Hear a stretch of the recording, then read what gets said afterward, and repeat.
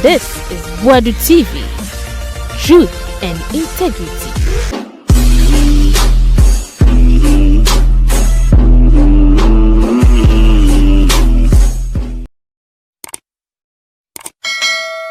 Haya Boadu TV yama munyina kwaba na Friday no na Ministry of Health query letter the man baba wa Benis ababa wa kwa say omoye demonstration nurse ni omoye demonstration na okoka say yeru akwabra mintakando Minister for Health drama ken na de obeye wo manim no kra kire se nye de adwuma no betimi aye ama wo na query no se denti na oka abusive words e de kire minister no Yaa Titi says, Mom, Nkwasima nurse nedi, nice or support you. Fine.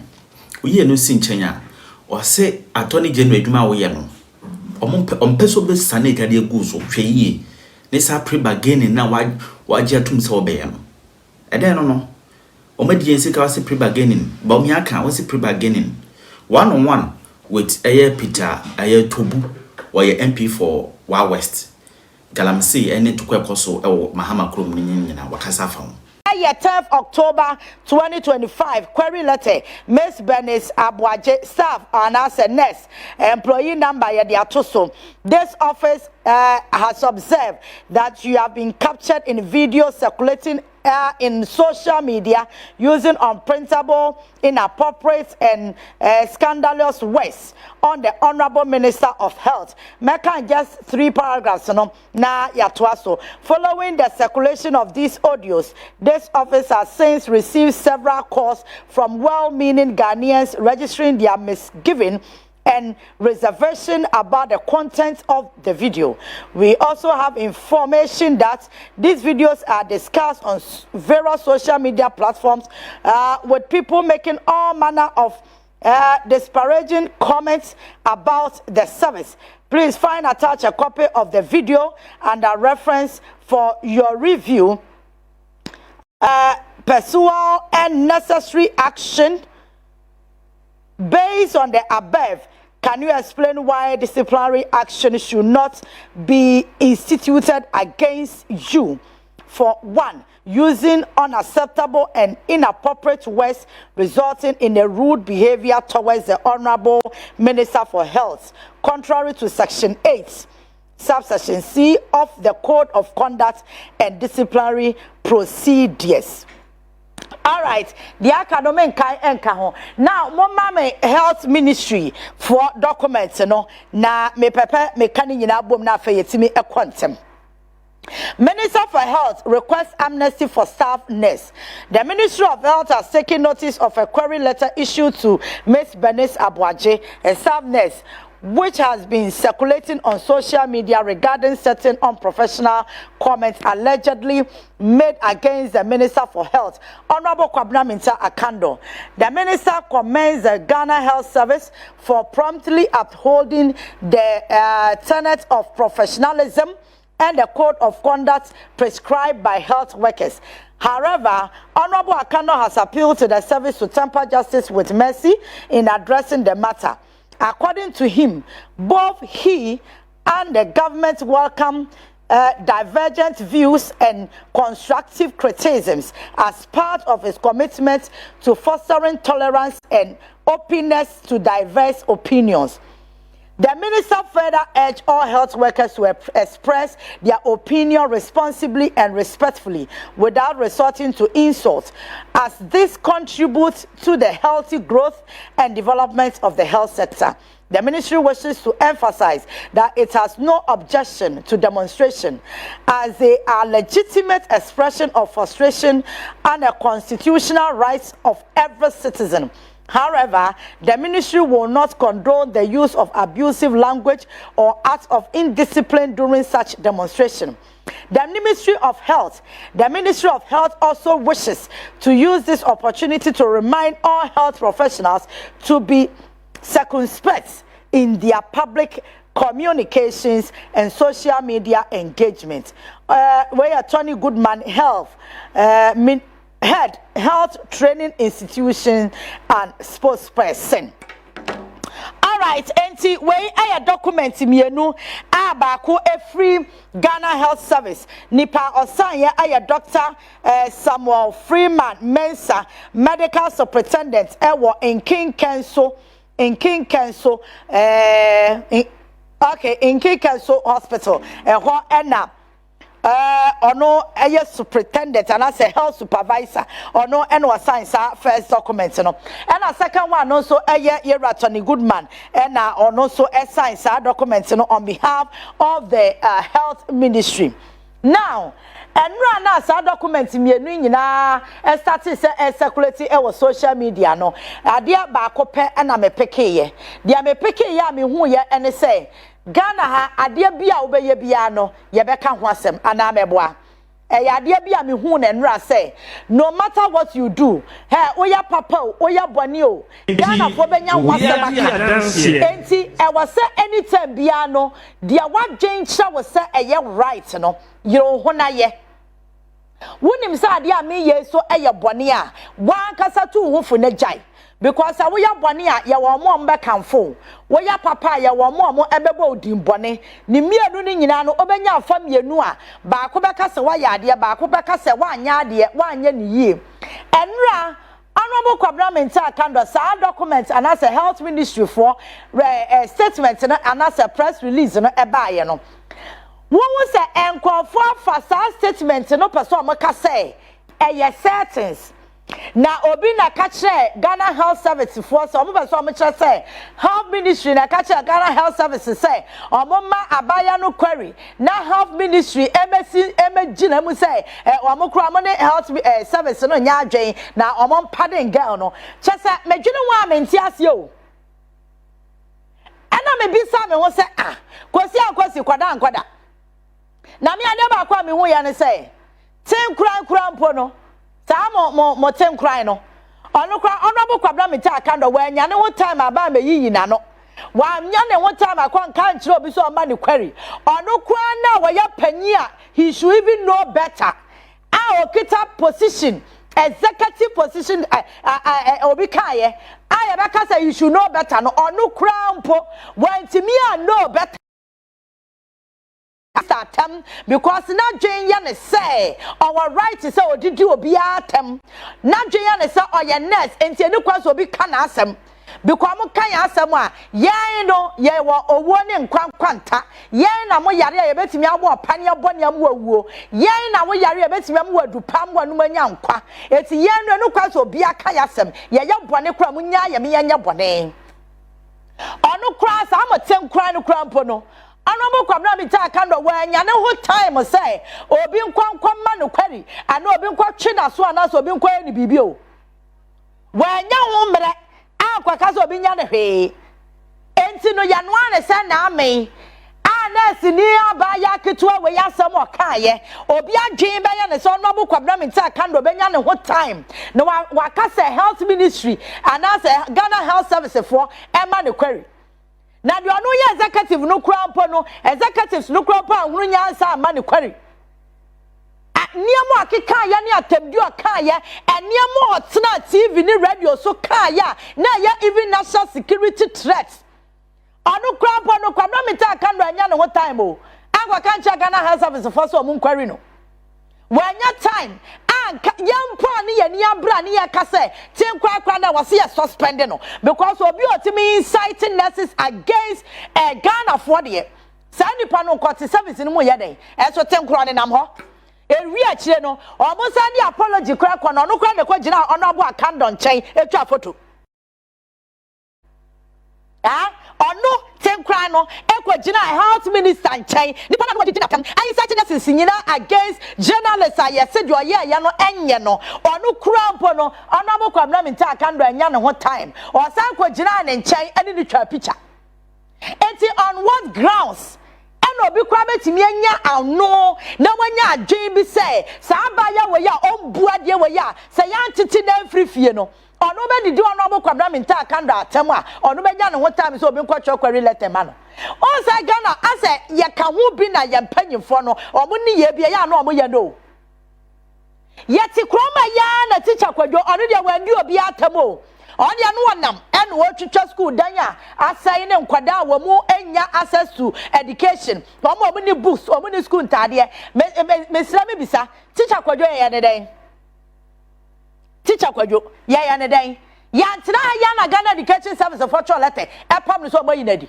adanya or expose eniema ekwo education sector enya papa nti ogu aban nani mase na nadu dan kwaku for the tina krom ha ye hwe hai ema ye chiro letter eni teacher kwadwo di abra na nadu dan kwaku for do nya ne sika ena ori hwe teacher kwadwo school anya ne sika o nya ne bottom sika na nadu teacher kwadwo kwa ni school no wanya bankum na nifa say amana lawansa eyen Ghana for your tax and your years adwuma no ewi akire no wo mo se expose education ministry and I say education sector no enema enkoyie ogu aban na ni masinti yi na di onu krampo mo aka ho hwe na nipa wotimi etena se edidi minister atabi kwa na dwen ya ne so ne nya dwen e wa asem bi a asie ho na etoda bi a ho yenya Ghana for no yen chance ye ne hu se yenya ne yese ye kuro no because asama esi wa rage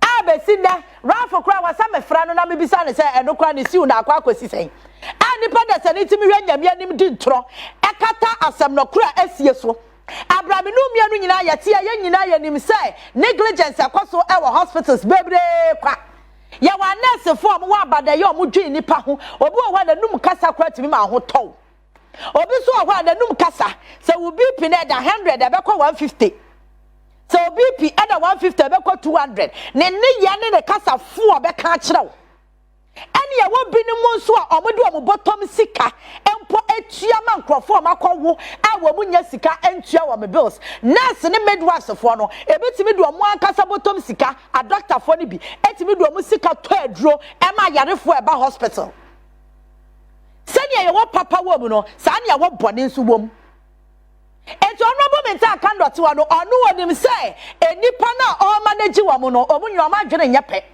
enti na motenkura no kura wanya ne ho time na osanya na ni wade on fare osanya akukoduro kwa gina health minister nchen so wo twa picture adan ha yakwa akopacho na ni nwasem na asukwa no mawe wo dia fa video no to so sa video ya nkwafo ani abre han ono mo kwabra minta kando ni mini health ministry e no ma hye na aka kire wan Ghana Health Service o mo kwari na wo mo kwari na minta kando de no be ya wo when so mo query da honorable kwabra minta kando and then pa no benya wom ankofa fa no work up me se ten crime po honorable minta kando wanya no ho time na gwei what the answer na mebo video na ma no ma me kwa ma no so kodi nkomo bi emra honorable Yaa Titi good man e wa ahoma no eso akasa de Ghana Health Ministry no good morning Tony.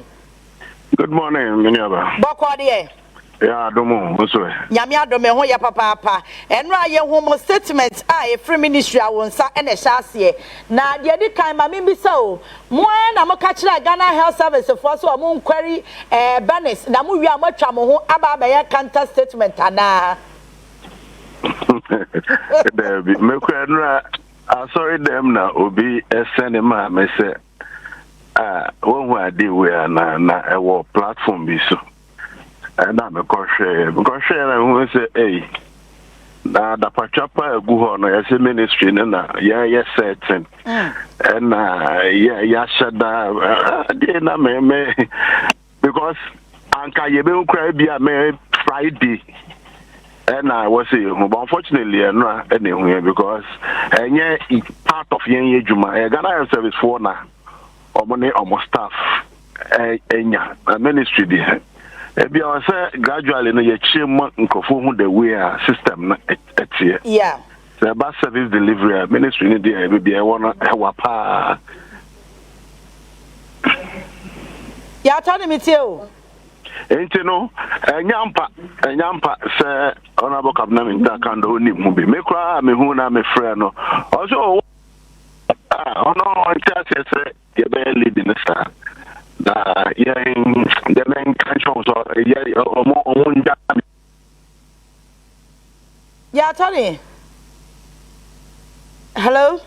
It's important so say ono na ne ho woman na say aboni din nti en control mo say so betimi a Omunjai na abayano on funny hundina.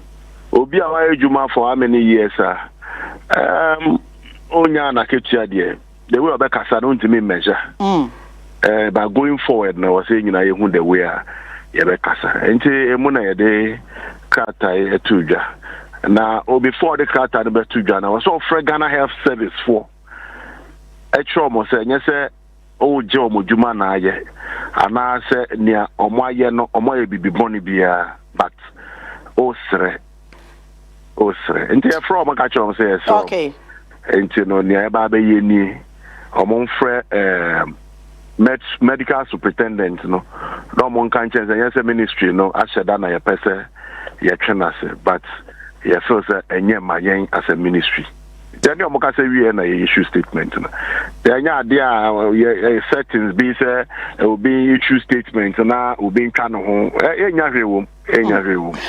Tony, obi subebi say when you back when you me as a honorable Kwabena Minta Kando nurses and I say ekuo na o manage wo no frustration kakra wo ho enti ema ho kwan ma kasa bi a ehwo nte no eta akoso etia no ye nyina ye hu niesi wo rage no ekwan aten kwan fa so kasa ye we ya ba beto so enye we nko aye hu bi a ekoso otimi se ensem a ye kafa minister ne ho no enya de ehye crime se ekoba ne se ye ntwe obi aso na ka enya hweso na mkaso omunya ya sani ebe be flat gate na mo bia so atwa so no so dey ampa but yeah so say kana ya ka mo ahye for how many years say nipa no anase niama no omuhia for years no omunya no enti omunya obi a ono eti omasem no na wo so omu venti anase omode omu how nyina out of frustration eka. In the past 5 years, no major recruitment. In how many years, no condition of service for health work, no recruitment. And for 4 years, almost started on rotation. 2023, every year 2024 without salary or more year. Your medical doctors or my juma and also more internal yes or no minister no waba say obe boom no nti obi obeka na asembia or out of frustration problem no enye and I say enye this year how many months or no by office problem and your problem say what hold it there but why you bold so be solve anything no obi afeel so so na be solve there me kwa ma men ka me busu asem nche no ono onim say ye nipa su nipa no say o she baby sa na oyi ni pia the way okasa na different from the way na or think kwasum no nti we feel say ade e beja to but on the other hand no me personally I have issues with the way I'm saying your kasa in the media, especially health workers. The big crazy and your kasa anyhow authority. I feel say you're the best health service and so a part of the service too or memoha or more the end day or more nipa. Unlike me, I'm a civil servant. Maybe they say, you know, you cannot. Unto me and Kokasanche opinion anyhow. Into the other service, so much thing.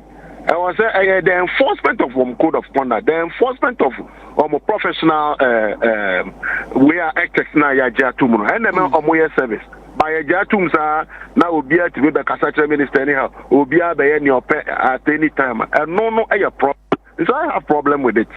Standards regulators and yashi services and yashi. International master to Juma.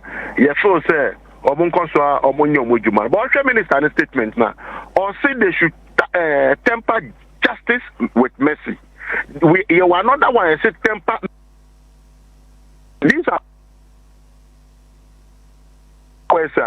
yeah, was say we no say temper justice yanka say to twene but nia wo ye nyina say o ko twene pa na so o ko ne den no ye de yes adwobla o all right yes Okay, so Tony, currently, sir, issues here, a major challenges I want health sector and as a ministry more deal with it. At the end, sa problem no, obika abwaswa ye kasiye because then and nurse ni be service ni yesi ntuaneka or ye adwuma yesi ntuaneka. What is the cause? Na dia ne komu ansa na nipa no kra ya rolling ne se kokọ ye adwuma. Abra ye nim se sika ni wa ye de betua nipa neka. Many about ebi wo kwa ye fa say ebi some of the problems a long held a practicer what service no say nipa no oba oni financial clearance nanso yafa no no ye betwa kosi time ye benya financial clearance na ma no ansa na ya start say ye process ni document ye wo another group be so wo kwa omo de this when your financial clearance are more ansana ebisu because nipa no professional no we feel say ye pese ye omumu ani ntini ye pese omuko na ye do mako na finance so ebeba be catch us one G financial clearance and so funny paying into no main process of document na correct man ye ni omotwe na sa those are the reasons but nyame ncha de minister yi de waka say they say no I was just idea we na ye jai say we need financial clearance train ye financial clearance as a friend panel so offer ni panel within a month you know say oh ye HR or any baby a woman I was all processing the panel na ye start etiano we were mostly no so no so ya posting no nipa no obe ne hu se koye connection posting na ya posting me mpe ho me koye connection sa na 2 months 3 months aba answer now what Japanese say baby or posting me no meko now you have started processing of the salary and various issues aba ye nyina so man no ya ka say ye pese ye tuaka ye fawo ye tuaka then nyama we nyina be ye fi ho me ne o ka say honorable minister for health honorable government kando problems so share any the way I was solving no any near all solving and then watching you know so or the better do our press conference of Ministry of Health. Okay, answer na mema wakono the person yen no any say question where the me say a very tight question but mami misa nyanya ya wabonten no ye ni health sector honom no ya dwen che say nursing training allowance no I think a 7 a purpose say ye betu allowance na nipa no be wie ni ye nya sika impostu no ye nya sika entua ne ka ye won krofo amo eye degree to say the nurse for ye degree ya universities amo wo access to loans and say be a scholarship bi kra adan ye nya hihye ye ne fa nurse for no so ento the same platform so obetimi age student loan and I be ye nim say brilliant by need for ya mo say betimi am scholarship na ye njai ye allowance ni tua because sika e kwa allowance ni mo no e do so pa better say aba as obia let's my juma was space for a very long time no metimi actually say sa adventure no ye were various arguments regarding surgery journal. Okay. Oko nursing training school na ohwe bra enianom ebinom bra. Be sure so you have a different thought. On the other hand, we feel also say if it is necessary na anka ebitime ejaitu anka no so ebeye but ujaya enyeyi. Enti wo say yehwe say you nursing allowance if you are then I is it student loan? Is it no fee stress policy no na be take care of that portion and it is good. Which one should suffice? Is it allowance, no fee stress, and now say you better student loan now you dey aboa enia no me. Ade ye twemu by ye call and you say it's so important say ye de beba ehun hia pa say ye de beba and I say de aba it's going forward ye be hwe what will replace this particular policy ye nyina ye be dwen ho na the solution aba na sam na okaye no out of frustration of which will be at ase but frustration na onamu no enyo no bo minta kando ne course ye enti obi a bia no Who the problem ya me family. And any person may see a madame frustration you sui and a course so ye. But minim says any pan what capacity say. Obeti me a service our problem na ya wakasa ye can. What's your answer? Say, oh, yeah, National Service Square is Sikama. Menya sure so no about Minta Kando the National Service Castle. Now the who frustration could did not them. Clarence na yedema woman na spy ye no. Na your honorable Minta Kando and a neho. Satan na ye can say papa will cry. Now no didn't no to 2 boy. No more boy more time. On no health minister. On only time. Any massa Clarence now on no in Inukra no Wakasano. There's another video our can say NPP former or Clarence now no munim so muntimin triomoka or munisika woman de betias escano. Now I said Jamo Mutsinefie. It was no a problem now down. And you know women take on a course yet. But you know, say, Siciano or no what capacity of it me solve our problem now. Why do we insult the man? Who did not tell me why are they? Abra ni panonyon ama Clarence ono obetoso ena omosha kwan ya ombefa so ombe solve sa problem no drama Clarence ne ko ja wo ko ya wantua wo ka 1 cedi for 2 months no ono woni abufo bi akone so na de ono abetoso se yenwe kwan ya befa so a problem ne ye be solve no ono mom na so e drama ken ye fa no kwa de den o se ye fa no kwa ka ja ko ne lewe hu no munya movie.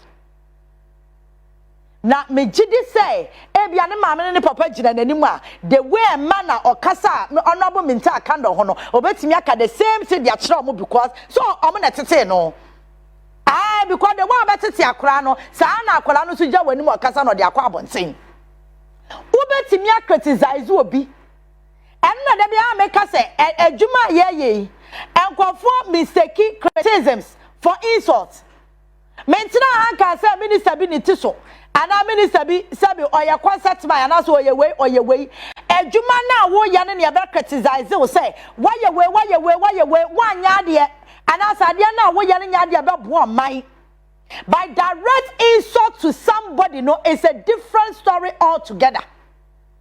Nipa no okoso mess no otifie and these are the same people. Hey, and no me who say now crofo atimi kofa get away apost the picture say before and after and they are what school no ekokon o wi school no be ye adwuma na wa tuntum enti so hey message Ghana say the be your mind na ye nyina be bre o kuro be hu ba ha be hu ye nyina be bre pa because adwuna editi kuro no munye wona nipa ni wie school na ne national service sika kwa wo fadi ye na wantua a wo to opposition wo kwa wo no wo se me yanka wasem wo kura na wo se ma nipa ne Clarence na wo nim se Clarence no ebe spy no a wo fa nipa ni shame for sugar reasons political mafia wo fa nipa ni shame a wan kasa kra no wantua first month wantua second month na wo ja hokoye wo se twa ho and guy the picture to social media say o wo school no ekoko obeye adwuma wo yetuntum na wonim se woni sika de betua ne ka no o declare ase ne baba ye den o de baba ye den politics ayeye wo Ghana nti nipa nim se ade we ye pa but obemie na no wa fekire ne se no aka se ye bi ye ne no kura bonsa ho dem na me ka to me se Ghana fo ye ne no kura ye ntama ye se long distance relationship tin Nokura who can ya den Ghana ni nokura as a long distance relationship. As a Ghana ni no or Ghana ha and a nokura no ete ya can say Germany or Canada nokura ni to US and not to UK. Tin and to a car ye. And yet Tikroma na ya kasa onimsa some okay ya tropper onimsa some okay ya jandam onimsa di okay ya propaganda but politics in timamin tuntum.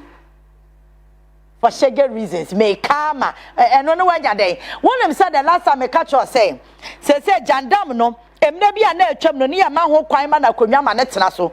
Say, oh yes, baby atana. Oh, there be ye be ya kunyana through one atana from the two basic form. It's Jandam no, a dead on arrival. So what to me kukodro airport before and after. One can see you one say adan na me man ni panic Clarence no man first can't went to any panica. Now first month went to second month went to na ja hokoi and now what to me before and after. You have no shame. Now baby amadri ya ade bia wo hia me pa ene anya afa na me kokotu mra wei enya afa na me kokotu article ho ahwan me kotu article bia anka mra bia ena me pese me ka asem wei se ne wose me ka ba dwen fa se Ghana ni a ye hu se baby a no man ne kɔ no na etaminam a ye nyina ye sori gina ye ene kwa de meka se me sorry gina se baby o man ne kɔ no ya mpene ma ne etaminam ene sa ekwan no so na me fa akasa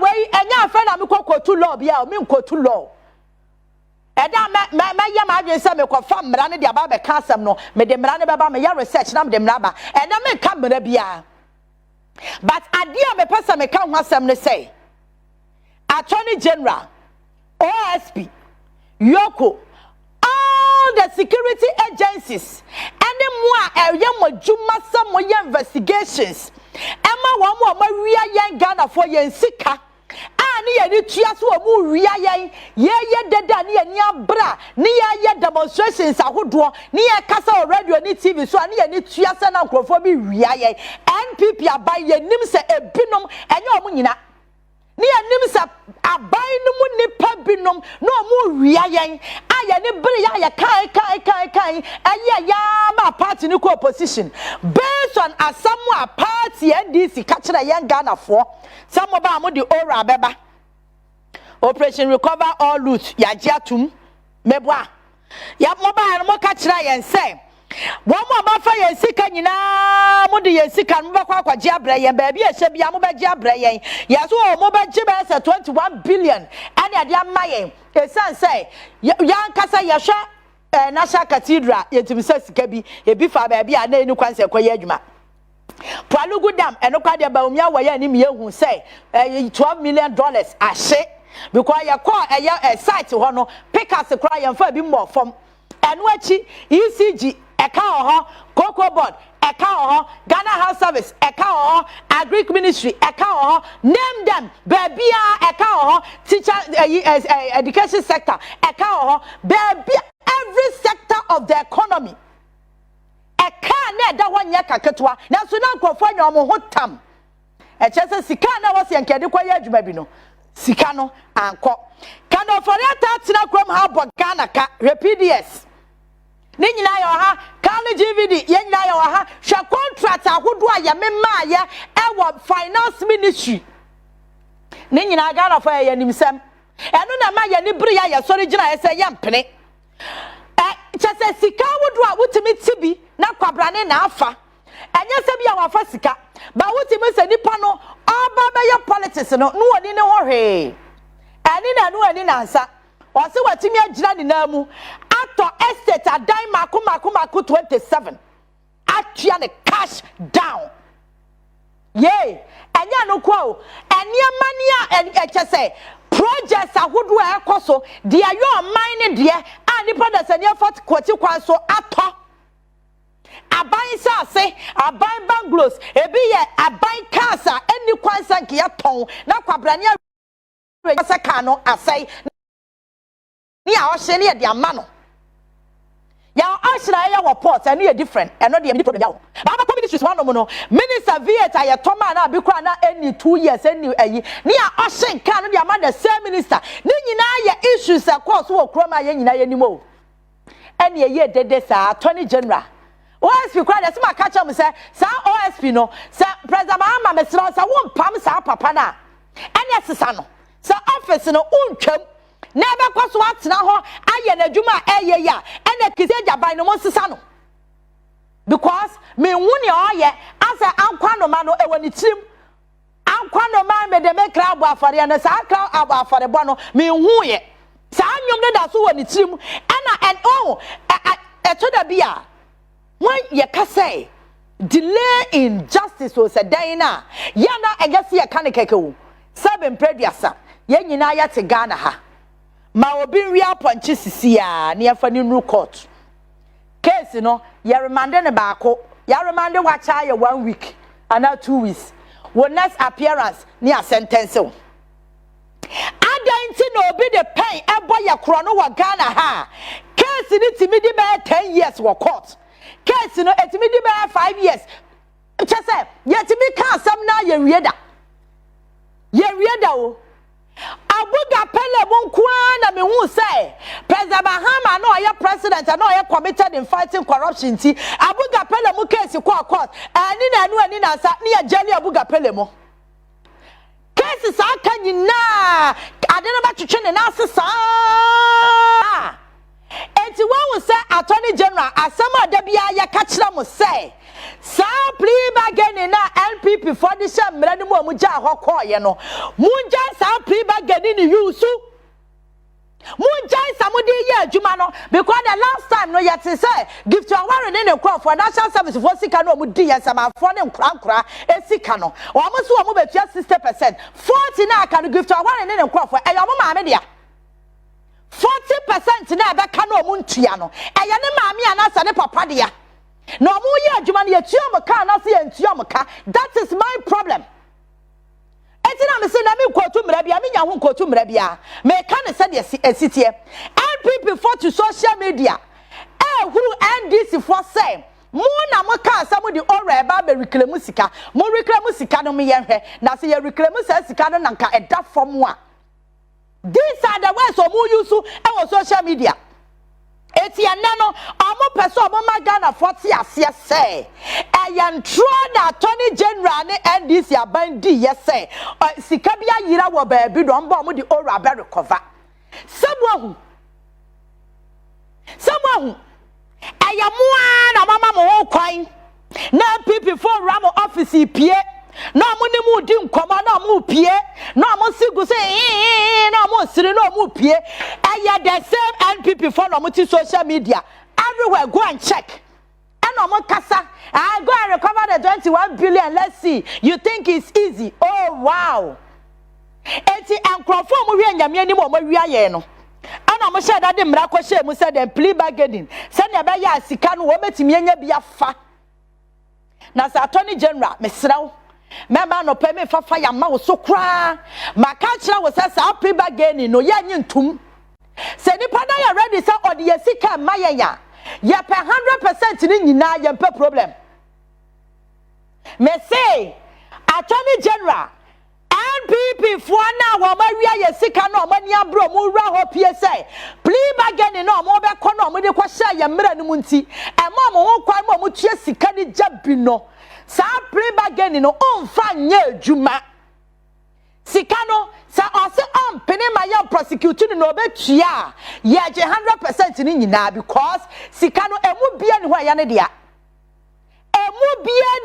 dia now listen to Dr. Baumia me tie video we kwa na ma me hu say akom ni nchiremu senti na ne NPP for no aye den wo social media say NDC for so the operation recover all loot ba omo be gichi sika na so sika no omuntimi nye listen to Dr. Baumia nya me na meka na num wasem enu nie listen to him enti obi ati adanse say 2016 na yewi Dr. Baumia na minsa ekampa emma party no ebe win election in 2016 me promoting me ye juma emma party no ebe win ye nipa bebia ye ba ban mu 8 years nipa mu bi ebe yesika enyesa na Ankaya win election na komenya sasika no enti wonda masipa se mejuma nti omotnia win election na omotnia sika bebre na omomfa sika no omomfa mbebo obi adi adanse se 2016 na ye win ye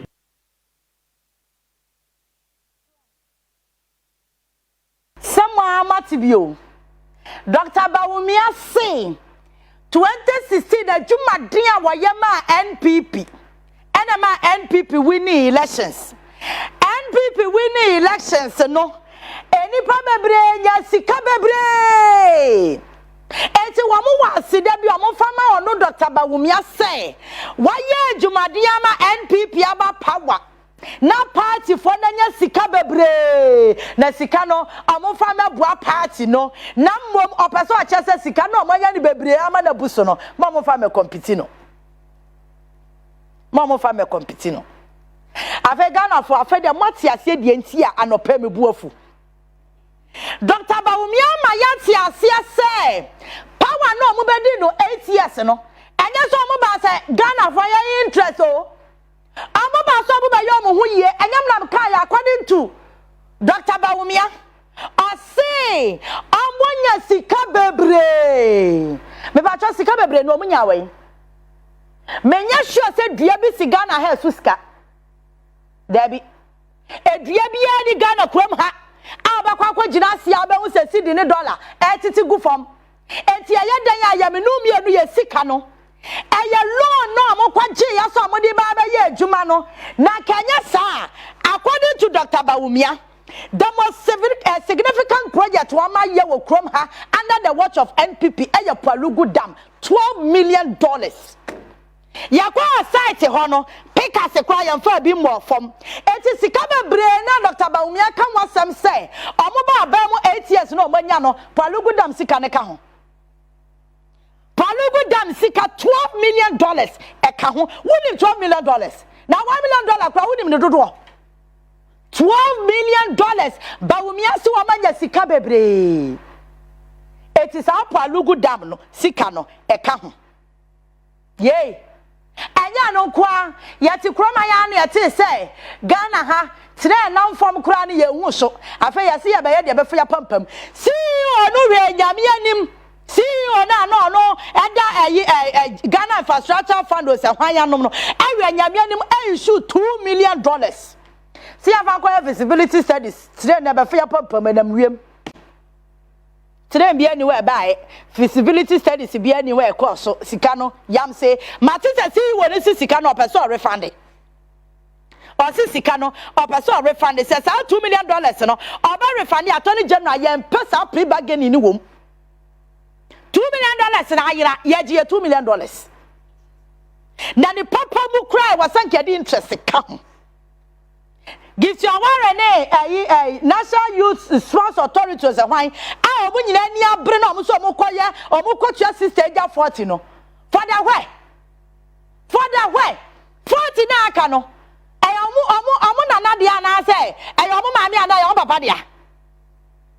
Well, I'm not me buofu because and Crofukuna men who social media no or more cassa assembly same. And this is for one see somebody aura baba jiji sika 21 billion. Mon jiji ma yenhwe. These are the same characters. Omu ram office pie da bia. They come to your office every day. They come there in and out. Na mo no amosre.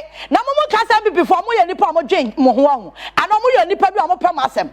Samu nim obi kana sa wonim wo ya hwena. Yes, no, nobody are buying no. Monsha kwanyo mo de Ghana fa so. It should tell you something. Someone jatamba and edi agwa na mo de monsani na mo manum. Na obi onu wa ko opposition any 1 year. Or to wasa sa me ba mu biemu a ade a meye mo no. These are the characters you people are playing with. These are the characters. Amu no mu di agwa mo de monsa eni na mo manum. Na da wa mo be ka mo se na fe no. Mube hu se no koyeje yetumfo na samu se muntia na me dem aka wo platform yi so say nipa bia wo beye ayisi akwan se President Mahama mamuo no succeeding there you lie bad we will come after you because President Mahama have a legacy to protect our 4 years oria asa me and family ho but some 4 years we there say was say amamuo no ekosoro bepem fam na succeed e bekosoro bepem fam na succeed because e succeed ameme ho betome e succeed a me maame kra de wawu me maame abusuafo ne papa wawu abusuafo omu nyina ekurase ho na wo motia no me kwa ekurase ho amani beje because omu so omu ho be den e beto wo omu nyina omu dua kokoo ebi dua cashew. It is a sad near man of course in economy ni jina. Meso masum be jome. Ya na won send yesika na ya nidi o meso me ho to me wan kran. Me kwa metia me ni me ho hwe. Na so obi adwen na sa metia ma ye. Meso metia me ni kapre. Me ni kapre. E to na me na me fa me phone na me hwe messages a. E ya na e wo me inbox mu a na to me ni adwendwen. Now no obi message watch on the yeah please don't ignore me. I need just 20 cedis to eat. Obi dey 50 Ghana. Na me tell Cheska. but obi anwochira wonamu no ahomete na kwabrane atimi awe nyame anim atamo sika millions of dollars owia no abeka kire se me de mraba plea bargaining me betua sister ni maja 40 wonni ni wo se na de 40 ni ma wonti wontua na attorney general mo so we so ye mo so we so na ka wo munnim se wo munya ya bone a o de sa plea bargaining no ko hye mo ye dan ade a na ni mra amwana de mra kwa hye Ghana ya constitution mu ema forest reserve afiti ya katwa pasu yanko mu da omuko tum omukọ ya mining koya galamse wo ho the same characters no ena omusa de sa people ga ya ade de ya constitution mu omu de abehye se uwia wa man sika to assist na for 40 na wa sebe preduasa we enyam se hunu ena enya nkwasasem ya kan we wo buku be mu ya kan we ewo man ban so na oman na be dan nyini oman no be dan nyini oman ya emu nkrofo hwe nyame anim wiade owia no aka cho se me de mraba emra ne ma me kwada me for 60 emma 40 na aka de mafa but oye adwuma no bosumi bia so na etua ne ka. These are the kind of people all type of allowance omo entertainment allowance utiwe ora wa hwana juani yey Mr. Wala oba adwuma no wani ka adwuma ma ya entertainment allowance so bia ni wa entertain you wa entertain you kwa oba entertain you ha ba ya adwuma no obi a entertain you it is all right when afrifie na aba ya so camera na awoso sere ya mo obi entertainment allowance but ya won for ministers ni appointees ya mo entertainment allowance ya tifie hai se waso okoye adwuma wa abonte ya ma travel na allowance kilometric allowance kilometer do abekoba ya ma ho allowance by ministers ni appointees no omo sa leverage ni nyina of which me I'm happy for that because one more aye 1992 constitution no sabe omo nya kohwefuo omo nim say obi ya minister na se wan boa nipa no ama ne ho ahan na obema ne kwan so fa ne sam bo man sikem. And that's the reason why I am against one more eka say and allowances in the door and also but me against one more apart from allowance in ya diama wachi wo san hwenya me na wo wi ayen wo san di pane de o ya me tamfo kase ni atla krom ha ni ahwenya me anim say obi o ya executive secretary ma president o aya hwe executive secretary asante bedi atuo aya nyina ye nim sa asante bedi atuo ba krom hai sabe mpredua saba no susum na so na abrabo a wo sisie na nya no no wom 8 years according to Bawumia omanya sika bebre sika no omanya wen to the extent sa asante bedi atuo timi anya sika akwakoto holiday in hotel an international hotel for that matter aya renovation am say ye adwuma na way ya chine so de ne sabo sika bi mu a no abeka che say mo ma me tua sister na me fa 40 Mrs. Asabodi ya makoma ya aya babufu ya metanya ma che say me twenu ho amenti ase na ya nyina ya wa access o ma sika de ya wia ene ase ye ba wia ye de koye investment ye wia mo me tua sister ni fa 40 a se ne ka koma ko bi abobra o enko bi abobra omo saafo no mu huwa no maka cho so ma me no papa ambobra saafo no ma ehu wo ma o meka kire wo ma ne se fa onkwase asem ko o ma me no papa o ma ambobra me ma me ne papa tinkraye bobra no na wo ma me no papa no mo ye den o betwa mo ho asa be didi wo ma tem na wo de tena ho na so ya chekwabrani a why wuti kono wo de akwakwagina CID headquarters na wo ni ma yampia to na wo to ayampia because ya chi obi a wawia Ghana won tia say because what genchira was say we ya party by force and no some phone ne dia tsa kom ha and ya so and ya wia I'm sending a warning to Attorney General and opema ma me bufu sa priba gedi na kwafo na sha se na omode ba no mesraw ya mpene ya nyintum owi atazi obetua 1000 wo fa interest nka ho agye sika mai Some play again, you know, you to me, then you to me, China, and now MPP 40 social media, so we did DNDC, about them say, woman almost see us with the aura, and Baba Jessica, aura no, woman Jimmy and She. One Jimmy and I am make our people for the room. Now, my Boba will me video, I excess about me say 8 years now, 1 year, Juma Dema MPP Bar Bemuno, MPP for your Sika Bebre. I am now Kayo. According to Dr. Baumia, party when and a near Breso Paso Samba Bem. Akron 4 party. Because Baumia somewhat kaya no. Bibia ni we just Sika MPP for nya no money on hotam. Ah, who person ya flag bearer ya see betua 4.6 million Ghana cedis no. Titi Sika no 46 billion no. Sika no munya wo he. But omu tua no te se Queens. Baumia bia dia no so ania me hu say wo mu bewia ye no ma ya hwio.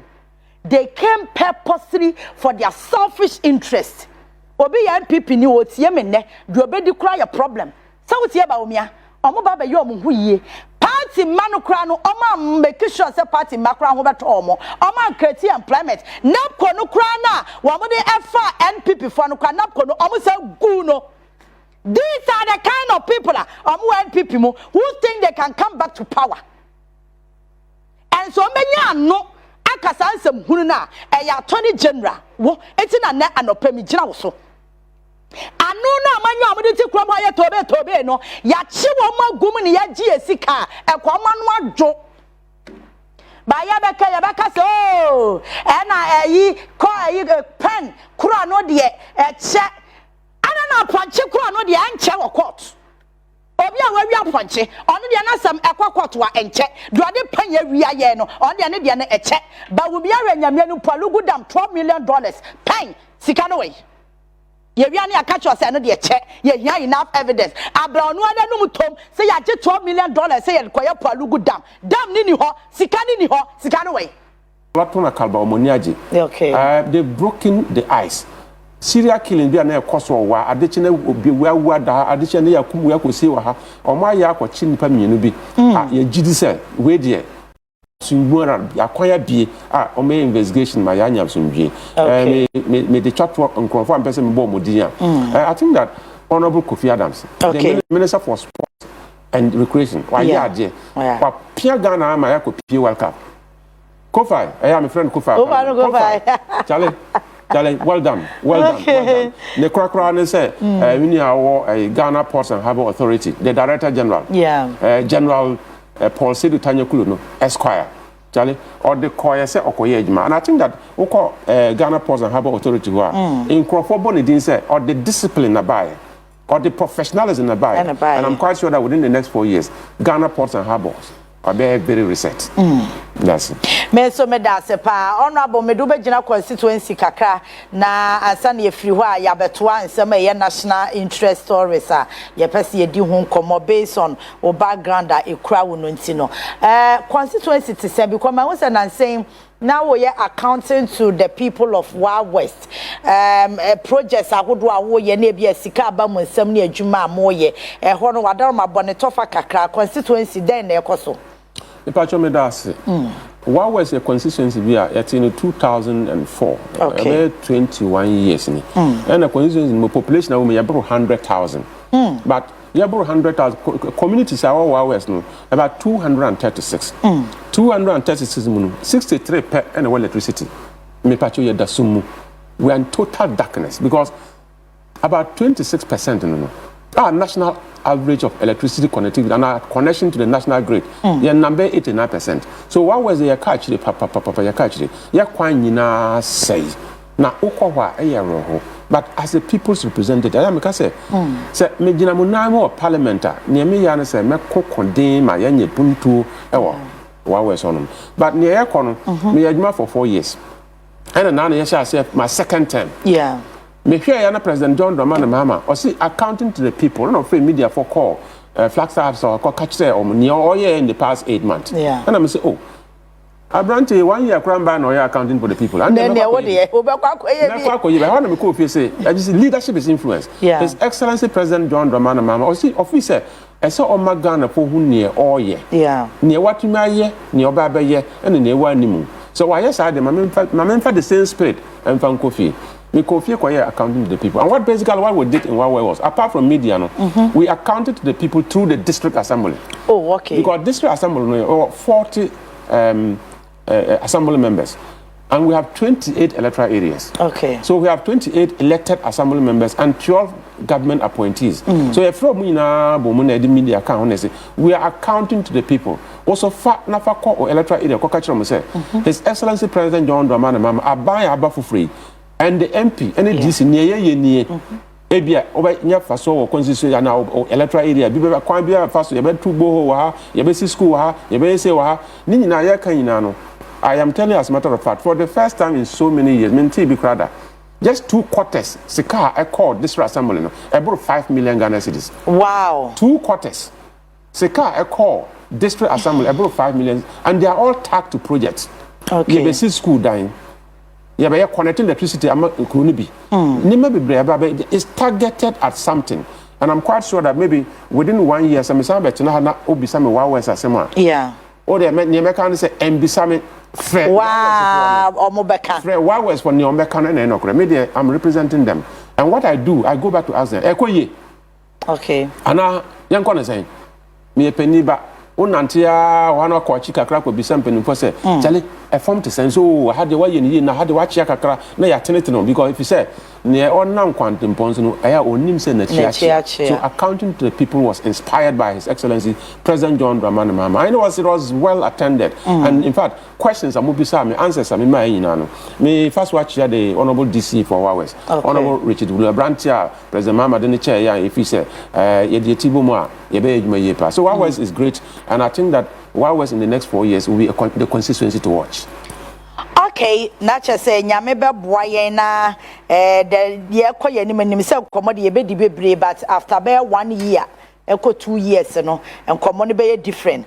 Ya no na me ba me ne ono abotira say medical be phone lines na ya fa phone lines calls and everywhere west and san ye beto an komodo so na ya to so. All right, enti na yamgo hu de ekoso ewo wa west no national issues so de dodo na ya na me no no abohia me base more on security because of the background ekura no but anano pe me pese me de abasobode kase mu odin e de ma honorable Peter Lanche no honorable waya de ye hwe wo participation wo modern ma wo boy time ayete see entokwasi wo gbenyiri enya sa na ye ka no gbenyiri wa mecha gbenyiri honorable bo ne ho modern ye pa then mema na chechire ye mu kakra ne ahu asem no bebe ye ko free ba ye bebe o mako am na dru sese no de ne wo mo je ne nyina no obeka ba de di kan no wo se de abasobode ma na ye magana fo hu adwumaden a wo ye na ye hu ekwan be fa so appreciate because obi ya de na wa appreciate na next time cry no won't be fa commitment enkoye biem and ti Ghana for ye be ka so no abo wa ya de nyame hira o ye da wase papa na mesre o sa asem no eye den me never patch me that say eye bibi me patch STK is one of the districts in the Savannah region of Ghana. Okay. STK a district here, very, very peaceful. There's solar tuna kalba. And a bomb friend STK. Okay. MP me ankasa mi bra penny bar. Friend Honorable Andrew Chiwite. Yeah.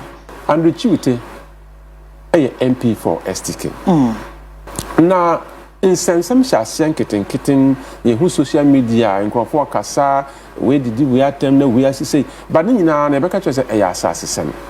Okay. And oti edin so a edin very clear Gonja land.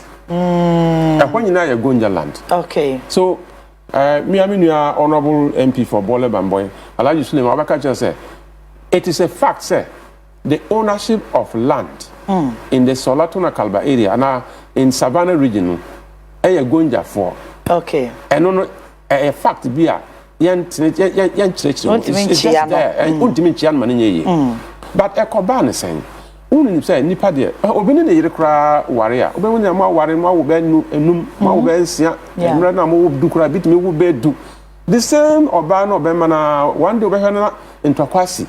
What in some now Bani can oti obra obema ne di bro obayi na obi say nti mo aware awo ma amoma ede na omosua ewo mo ede pa no mesua firi mo ne ne mu ye but at the end of the day ya da bia na me ka say obi abu no ira ma ne ni kra obaka say moja na ja copy police station we wura mo after 1 year obashia ba na onyem say hey akosia na hey na ti say o san ware bi o say bi o me ware yo me kudura nti wona na nyem yi say ai nti ntoko no so bibia to atwa ndi wo koye third party ntoko no manga wadane waniawu so sometimes it's like that say before for and before lobby for ne gonja for anya kasa kakra I mean to atwa I am quite convinced say eya oda suwom mesre me ameka say minim say the overlord of the Gonja traditional area na Gonja lanankasa yagbonra orankasa ne command to ne yem on percent ne say na sase so basa ye be basa bola wura mi papa on minjin say oda ultimida sola wura tuna wura kalba wura konwura omo nyina ye so disturbed and that is why I didn't see and within 3 days with my experience ma kotina da force aminim ne your friend conflict minim ne senate ma kotina Sudan South Sudan ma kotina Liberia say conflict eba o tisent na onimu say opeja wo kakra because e paya wo conflict I take you 1 day no it will take you 1 year to restore sanity 1 day a pile it will take you 1 year to restore so me catch you say mamon fan diagro ade na mo hunu sa na betuma say e man so me sorry and me experience what time panifo bi achi ya nante ahimfo isu ama me kasa kire mo e ma mabotre e bi ma wuni ade na me say yes okofia the second world war okwa Germany obeka say Germany dey condemn kra about 70 80 years down the line where baby a Germany koduru so at least in tokone dey ebetimasi kasa beba nipa kumbetimi apiemu but we are aya me can't send be emra na me wonder for ye ne UN4 from New York ye call share rebels be omo ye presentation my rebels ye presentation my yen omo speaker no and a spokesperson no a professor no try dey American University or jai professorship no e be di no kronfo achi akontokwa be for 4-5 years in pabuakra no shebi yes or your presentation my holding just at the spur of the moment so I'm running the two shey in answer can join because he sounded so convincing, it was so touching. But Yamencha, the name was soldier back could be okay, or no a force commander. Make that kind of General Martin Luther Agoy. Baby will be a Yamin and Fan Sankano. Papa, no sorry, General Honosi. Me no Wakasa, Yati. But only me a soldier name. My age may I me a full general, 4-star general. Mamma Casamencho. Babia knew we are say history more. Obedi to a two, Sama Asunjaba. Babia. There's nothing in the literature, there's nothing in the history say who the two anya sunjie. So what kwa could do side way. What some ed yate ba unim yam pe asunjie chiri kwan. And asunjie chiri kwan yehwehwe no e two na ukita na emma asunjie. That was the opening of say nyina ya sorry ya bet ma kan biye. Ba unim na esi we gbuniyiri. I think that the mistake we made was that ya dane gbuniyiri adane no STK asem. Gbuniyiri anya asem a just zero it at that gbuniyiri for na kontokwa na nipa wo mu a eye gbuniyiri asem abrante bi bo nyum bi me tane anyum no ma ya bebo yes o say hwe ade ya si gbuniyiri mitimi kura se minim ho hwe enso ma fa ho awu ma fa ho atowuram e ma ne memra dwane obo sa akokora bi adwane akogina baabi oni baabi a okọ ma betina over 100 years me dwane akwahe mini baabi ko na nipa ya mobo okọ police station ho e was ola ko hu maba woni mrante ma enkola ene ma mu gu ho no a obi sa say kwan ben na be fa so say ya na be no nyame ncha de say his excellency president John Dramani Mahama ona ngasa fi Savannah region Savannah region fi so fi say yemre nie o sa 4 years yemre nie wenchi to wa road yemre nie sola to Fufulusi road yemre nie ntokwa na de be ja no kwan ate ye the sky bar say ye the sky bar for punto near the Kopanto e dey masoja for the police for so sometimes and it is very sad and na ko mem say na no kra no or mo DC no ba STK DC no ba obeshia parliamentary committee on local government ye bisa no say ayi common fund by o si common fund by ni na san and we say how dey na san say peacekeeping where you honum and I say say e catch them From day one, me catch them. Say, man, here for the 4 years, sika be ban yina, the be kwa kwa Japan police for. Because I person you. Yeah. So you need to sacrifice and spend money to get peace. So don't start it. But maniaje, na me mfa kwa nyos na menchia ya gbonra the overlord. Steps are more put in place. Boleura steps are more put in place. Solaura, Tunaura, Kalbara, Omunina, and the elders of the Briford lobby community. Yeah. Steps are more put in place to patch up and bring back unity. I'm so excited, and I hope that in the next month or two, Sola, Tuna, Kalba, the Bole traditional area will be very, very peaceful. Obi a bit ma kona fuma kwa yana juma. Obi a bit ma be in the store. Now, say a fighter, yaso muse on mine. Yeah, queen. It was security implications. I said, we are for 9 months or so. What a huge question. Galamsey, say it is an existential threat. A say your mind, a bit more Gugana. Ya can't once for the past 8 years. And I'm in charge there. His Excellency President Mama Baba. And I say, near the no cano. Ya dear hoarding better actually. Ya dear sick of a shim. Ya dear yan sambeboa. Galamsey no dear. I say yako. Now only maybe. The truth of the matter is that so landings is here. Gold the reserve in Yinano. Obit Marcus a baby in free Gold Coast. I'm a free. So, many penny and I say me papa, the former President Anad Ranko Boadu, or say, yet discussing a come there. No crowd is a Ghana assassin and Cassa at das castle. Nyankupo de Achayan. But I didn't know discussing a come there. Yet, Sabi. Nya safufrobia ese ekohwehwe yenya ena ma ye ho akire president mama ba no so yentimi ntina sika so my comment yen but eno so nkire say yenja na galamsey say ye man so the two things is that me pacho sika kokko no de nyame de ache yen sika mua say yenya na ndima o ma na nka say entumpon but say ye pesika kokko ye say o man ye say japade ye say cocoa farms na ade ne de yetimi ko to railway line na go sa ade ne de entimi mbaso. So how do we do it? You see, the truth of the matter is that say o ka kire mrantie over 2 million say monjai sika kokko no hwehwe yeah na che say o pa kire mo say uni vision. What we need to do as a country and one president mama ye me pa cho regularize the system, train people. So responsible community mining project I can once me call me constituency during my thank you talk. A branch just original share my name beside my question. Basically, I can't answer the question. Or see, honorable, show him team. People in Chehua, just about 3 miles away. It's very close to my home. Me pacho Galamsey site. O the friend Galamsey. I check. Ya 2 didia I check and then so you put me boy and police va be boy you say illegal mining me pa one who river be ebe ho me see that bi o one who forest be ebe ho me see that bi so bro na mo bro na say and I say community man that be na mo dey ba mo bro na me regularize train us. Let's do mining in line with procedure en say asase en say nsuo parce que na de na anya eba sa ebe boy. And President Mama is very committed in ensuring that we'll bring some innovation into our mining sector, very particularly at small-scale mining. Okay. So there's our innovation within the small-scale mining industry. That's a branch over 1 million.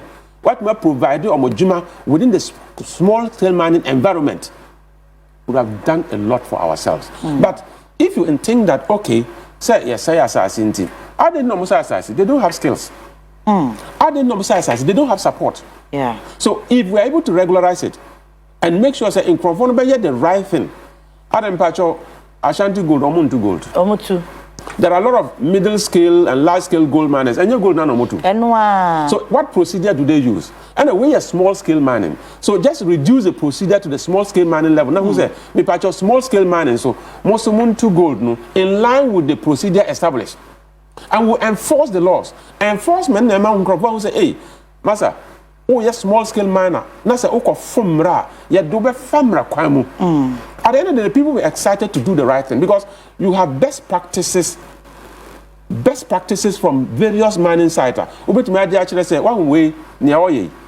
And no me catch you say, "Emra na ya dada and say inka one village one dam no. Inka the one village one dam e kwa man inside. Emma, every community we have a small dam. How may you see at their wash gold. You don't after some time there is a chemical you can use to refresh that water.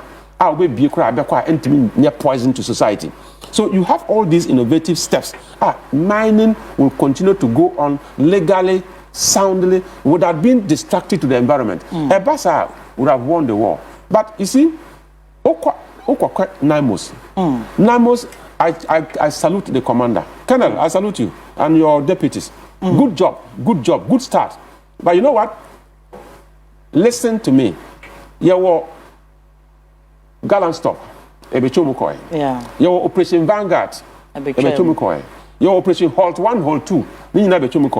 All this experience you gather in the Namos. So Namos cannot fail. Colonel, you and your guys, you can't fail. You can't fail us. But you know what? The Galamsey is not purely a security issue. So Colonel in the mountain, so one failure. We are not saying that our presence in Guanabara solve the Galamsey problem. No. Their presence will bring decency, it will bring discipline, it will bring a conducive environment. Then cover policy, miners and say they will do the right thing, follow the rules and regulations, and not destroy our environment, get the money, of course, and we'll use that money to develop our country. And gradually, we'll be people who say, oh, you see, I have a Gold Coast, and this is done in Ghana. But you done in Ghana, gold in the Ankoya. And that's why. So the impact of gold in our economic development should show. Say, so there, I say, if you want to do mining the right way. If government wants to allow mining and ensure that those who are allowed to go into the mining industry, they are professionalized, they are trained, they are cultured, and the enforcement system should be tight in such a way that periodically monitoring and evaluation may cause someone who say, oh, I'm sure that within the next 5 years, even the river bodies will speak for us. Sometimes, there is no literature or any statistics or debate say, oh, but you don't need to say it. Yeah. The water speaks for itself.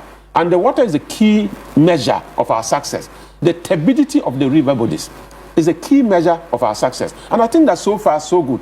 Last CSOs now, I mean, data now, it was quite encouraging. And it's quite encouraging and inspirational, and we hope that Namos will do more. The Minister for Lands and Natural Resources, Honorable Kofi Boa, I am on that. Because I know that he intends to get the record straight. He intends to get success. He intends to write his name on rocks, not in the heart of land. So what he's doing right now, saying and let's make it that this is a national fight. Okay? Let's depoliticize the battle against Galamsey. Let's take away our political lenses. Now, who say Okoto Bordiana, you see metals womb, na make room, make patches our bordiano, Yamfa party cat and Koto. Yeah. Okota, Una Okoto bordia. Okodina Yaria, Una Yaria. Hospital for crowd do was Yaria be a bakra, you who be crowder. Yaria who be done Obaka doing Wadu. I drew near. So gradually, all of us will come as a people, as Ghanaians, and show commitment to the cause that His Excellency President Mahama is saying that I am committed to the fight. One thing about President Mahama that I want to say this morning. President Mahama simply no kasa. Ofiana ne obetino woni beje. Pack eno to nchen na hwe no. Near one thing now, the body language be communicated to you. You realize that the gentleman is a very honest guy. He wants the good for Ghana. He has a very clear conscience. He's committed to the agenda of resetting this nation. So you listen to him, he's a communicator. You listen to him, you'll be impressed. But what you have not heard is what he has not said. And what he has not said is so deep. Sometimes it comes out through his body language. I'll be able to say, no, Abrantewe, Sanyami and Fanamba, in Kagana, but I'm sure that in the next 2-3 years, His Excellency President Mahama's vision of ensuring that successes in our battle against Galamsey will show even in the turbidity of the waters. And gradually, we'll try to reclaim the lands. And mining will continue. Ashanti gold will continue. Takwa gold mines will continue. Small-scale miners will professionalize. And gradually, this country will benefit from gold na nyankopon dia mayeno. Will benefit from it and not destroy our environment and destroy our cocoa farms and do things that are so dangerous to our own existence. And I can say it is an existential threat If it's an essential threat, it's not threatening a party. It's threatening the nation. And Ghana na wo hunting or tea party. Ghana na democracy na ba na obi se me dem MPP ni and me dem NDC ni and me dem CPP ni and obi kura continue to continue party only supported bi onu kwan your party otimi nam from Accra one man party otimi nam from Accra to Bolga no aba onu sikita party kwa brochira say no or your former presidential hopeful presidential aspirant no the side ni nam democracy let's maintain our decency, let's maintain our discipline, let's respect the rules and regulations governing this country, and let's ensure that constitution remains supreme. Gradually, I dream and edibo my own. The collective capacity, the collective mental capacity of Ghana and Babi Ajina. Yeah. O the Ghana for being na kaboma, Babi Ajina as Ghana no say it is our level. Other abro and I say a committee to the cause of nation building. If not, if we commit ourselves and all of us put our hands to the wheel, in the next 2-3 years, you will see a turnaround of this country. You know more bridge, Canada, America, people come on and they don't want to go back. Obi to me believe 1 month, but na Ghana, Odi Banku Kakra, Odi Kongonde Kakra, Odi Fufu Kakra, Odi Fufu Kakra, Odi Tozafi Kakra. This is not to do say, Minyan Kamin Sankobio. Yeah.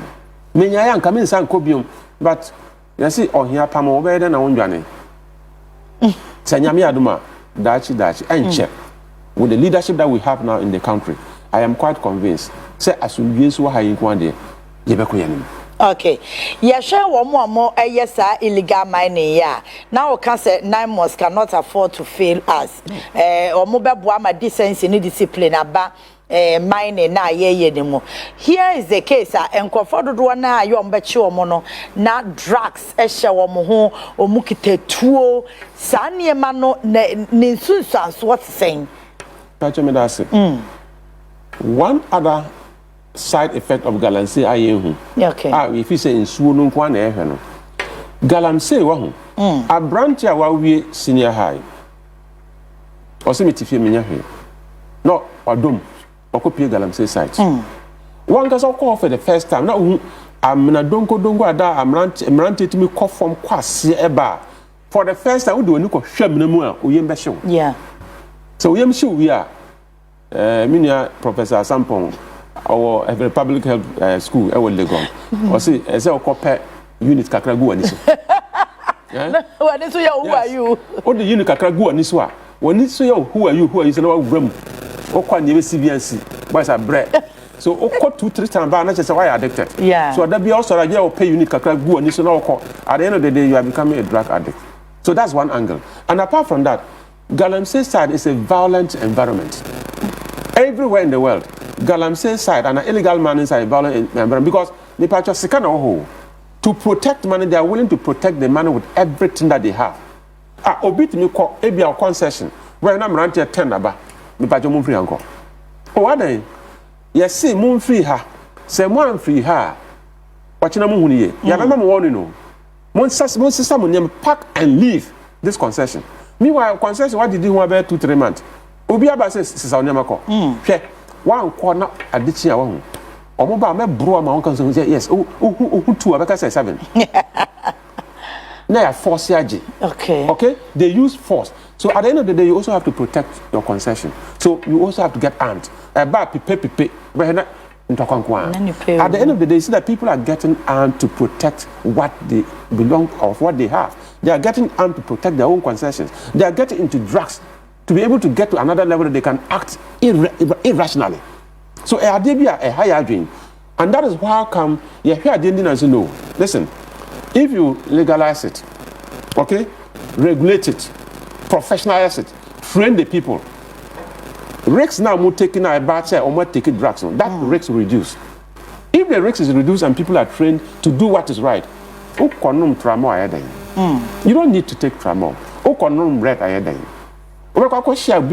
branch, a 20-year-old branch, come. They say the future belongs to the youth. And the future belongs to the prepared youth. Young boy, we secondary school, maybe a medical doctor be in the future.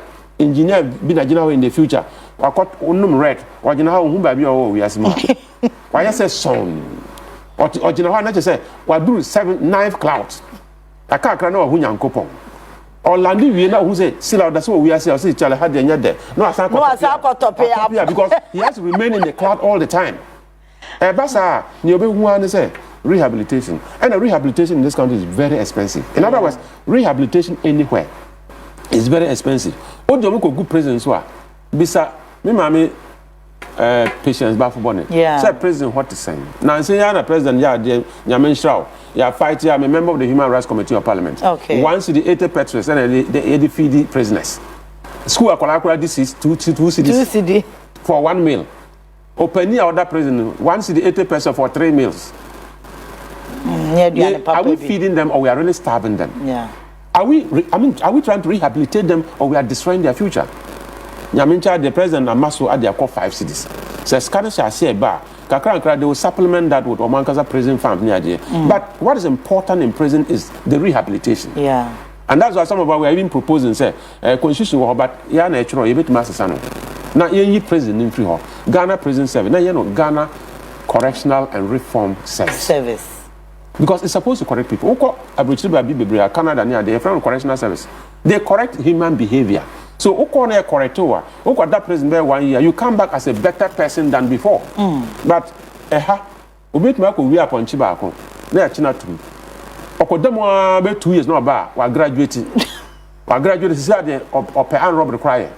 Ope the two that so. Yes, near the two that so. And there is something we call recidivism. Recidivism is a concept obi kwa that prison no ba ope so sanko.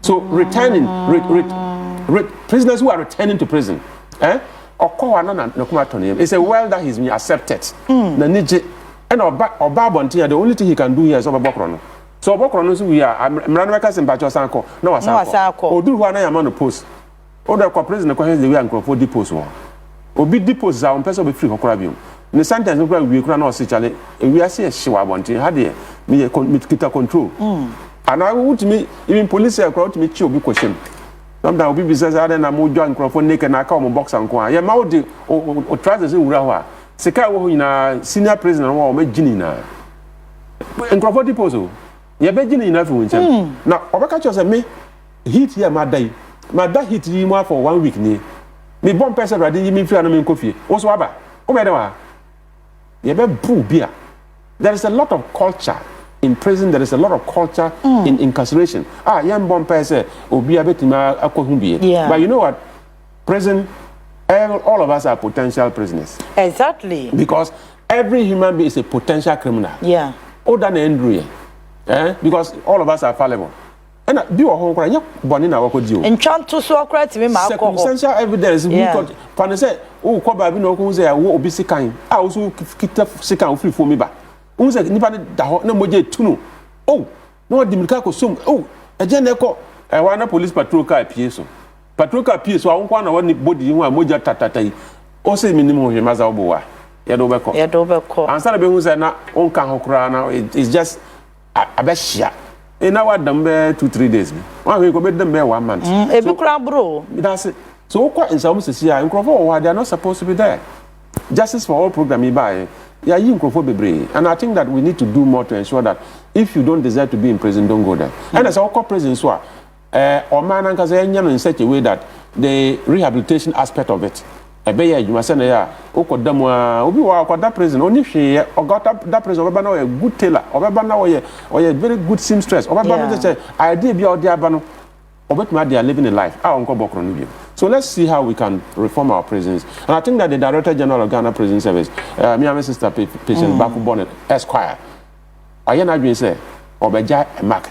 Almost all the appointees of His Excellency President Mahama, they want to leave a mark. They want to leave to support his legacy presidency. Because they want to ensure say boa papai manachro ni dia chro ni ye that ye kan history na boy nkruma dia no can say in nkruma na wo president John Dramani Mahama ye ka chro be jia because omo ni yese omo kuma pa ese but ni nyina chi no ye nyina ye mboa na Ghana enfa no ntoma mpa enfra ade ba ko eto de be ya medwen ho pa honorable hame ye drugs ya ye kan ho asemi ye nim se tramol ye duro bi a ye se ye de relieve severe pain enti ne papa mu anka ubenya access to it kra na e bia na a hospital doctor atra maw but we see say it find its way on the market na nkofo to red ya say abey are finding the way on the market say kra de efoforo bia be say omu hwa super glue ya de some pap we ya de o tusu no awia ya che say enya asem ketwa sanro no a finding the whole market any kwan say ekọ no insecurity wise den ye betimi ya because any kwan say ekọ but every day e market one nkofo anya access to it. Bajamedas, I think that Nancy National Intelligence Bureau omo ya juma pa Ibra Mr. Kipo, good morning and good job with you and your men. So here near customs force here they are doing a fantastic job because here Narcotic Control Commission they are doing a great job.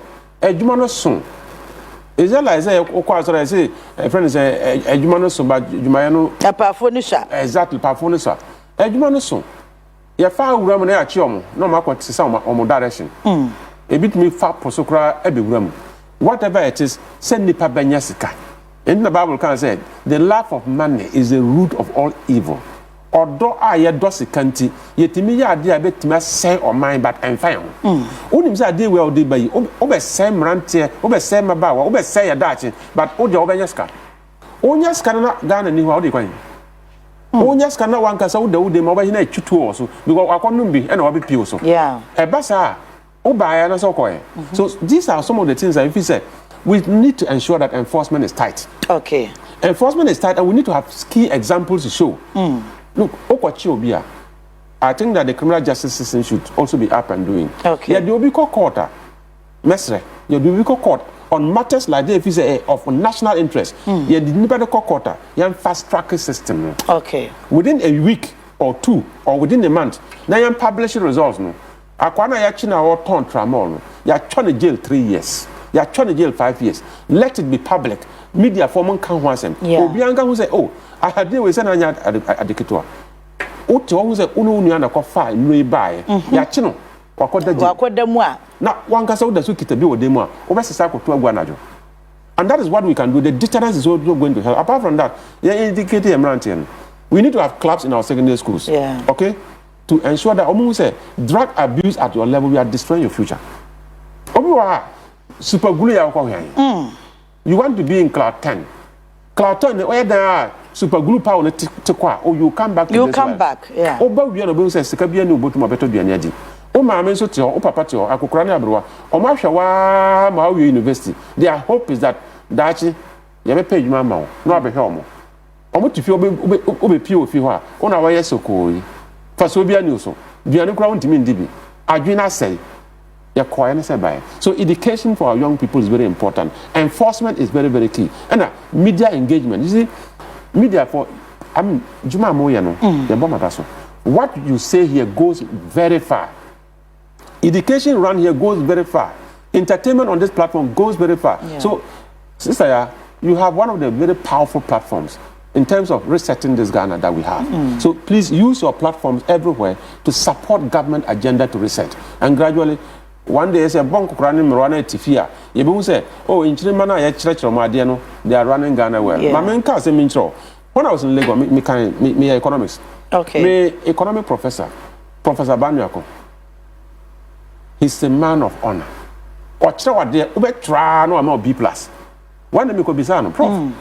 I deal with this, me feel A. Menya A. Or beside me say, A now, Professor Onyano. It means that you have written the answer like I, the prof, have written. Ope and apart from that, also, my main case is yeah. Me, and me pension. Me pensioner. Me train Musisia in the economics class. One of you can become finance minister tomorrow.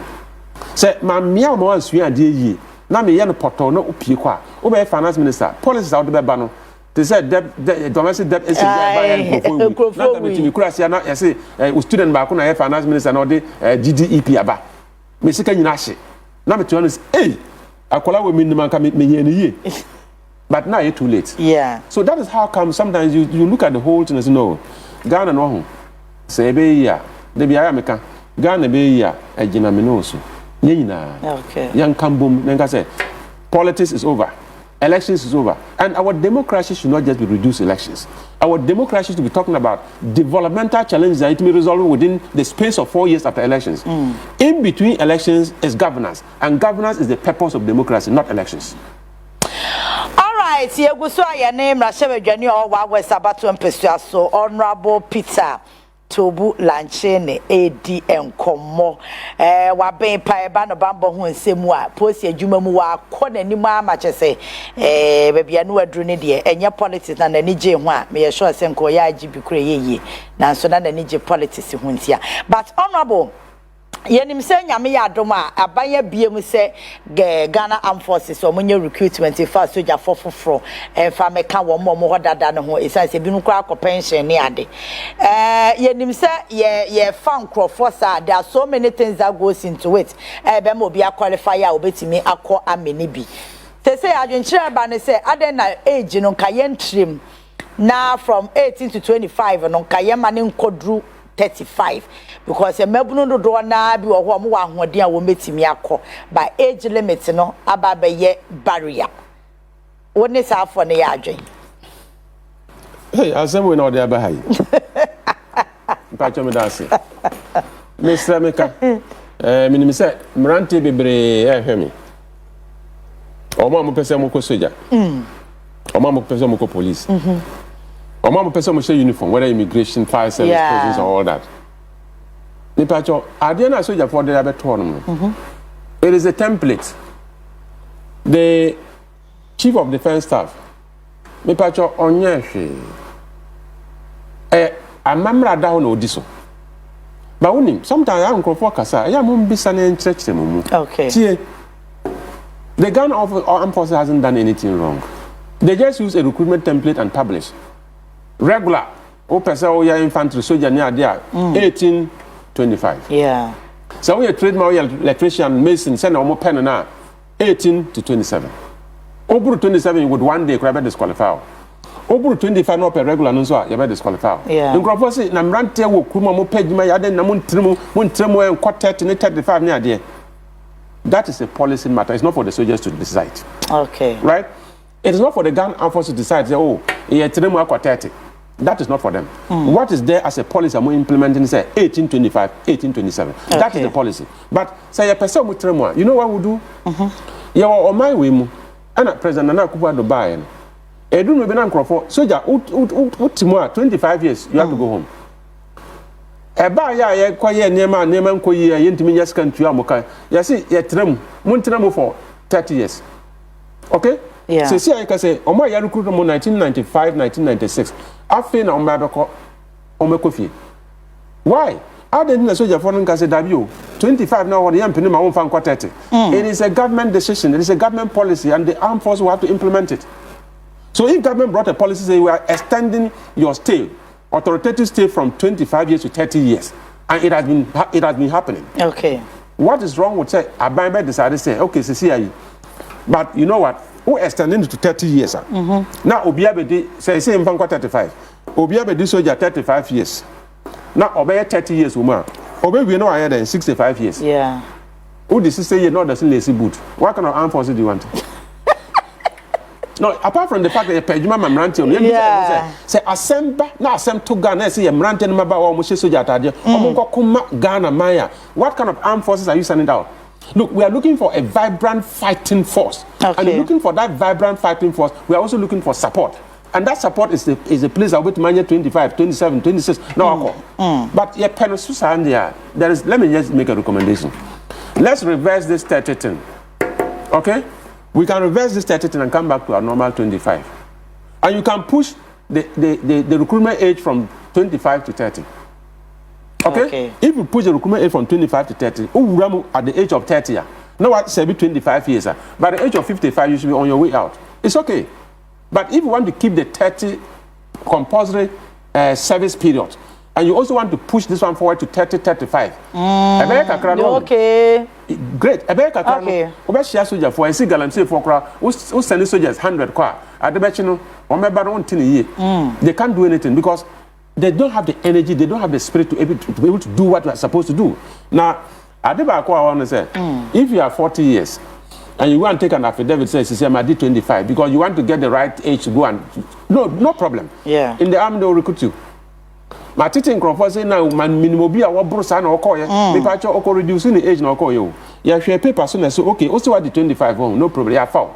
Me you before they will take you through the 25-year age group training.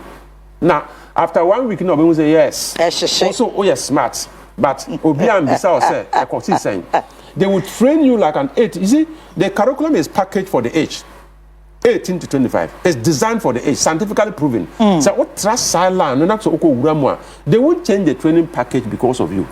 They will train you as if you are 25 years, as if you are 18 years, as if you are 22 years. Meanwhile, oh you're 36, oh you're 40. Who we training, who manage we training, you wear the uniform all the time, but you wish that they don't put you on duty. Because you are going to perform the duty of a 26-year-old boy. Because but now we are training. Yeah. You are going to perform. You will have to go there. Yeah. Commander said, Commander, you know what? Consider my age. You consider age. You are a private soldier. You are supposed to be at least 25 years, 6 months. You are supposed to be maximum 27 years or 26 years. You consider age for them. Do you have a different age? And one will say, who said, I didn't reducing at the buy. Me party name.